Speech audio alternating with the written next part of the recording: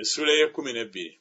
Awo Miriyamu ne Alooni ne boogera obubi ku Musa olw'omukazi omukuusi gwe yali awasizza, kubanga yali awasizza omukazi omukuusi. Ne boogera nti mazima Mukama yayogera ne Musa yekka, era teyayogera naffe. Mukama n'abiwulira. Era omusajja Musa yali muwombeefu nnyo okusinga abantu bonna abaali ku nsi yonna. Mukama n'ayogera mangu ago ne Musa ne Alooni ne Miriyamu nti, mufulume mwensatule mujje ku weema ey'okusisinkaniramu. Abo bonsatule ne bafuluma.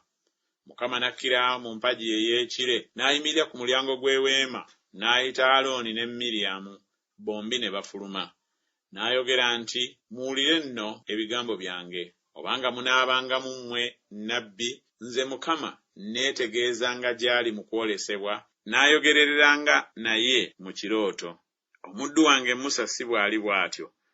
Oyo mwesigwa mu nnyumba yange yonna, oyo n'ayogeranga naye akamwa n'akamwa mu lwatu, so si mu bigambo bya ngero, n'okufaanana kwa Mukama anaakulabanga. Kale ekyabalobera ki okutya okwogera obubi ku muddu wange, ku Musa?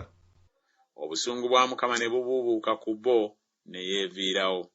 Ekire ne kiva waggulu ku weema, era laba Miriyamu n'abaako ebigenge ng'omuzira. Alooni n'atunuulira Miriyamu, era laba ng'aliko ebigenge. Alooni n'agamba Musa nti, ayi Mukama wange, nkwegayiridde, totuteekako kibi, kubanga tukoze eby'obusirusiru era nga tukoze ekibi. Nkwegayiridde aleme okuba ng'omufu omubiri gwe nga gwonooneseeko ekitundu ng'ava mu lubuto lwa nnyina.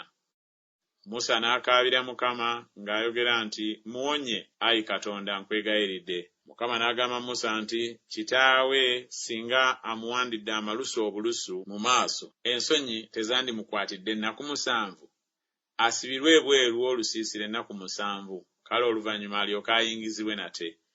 Miriyamu n'asibirwa ebweru w'olusiisira ennaku 7, abantu ne batatambula okutuusa Miriyamu lwe yayingizibwa nate.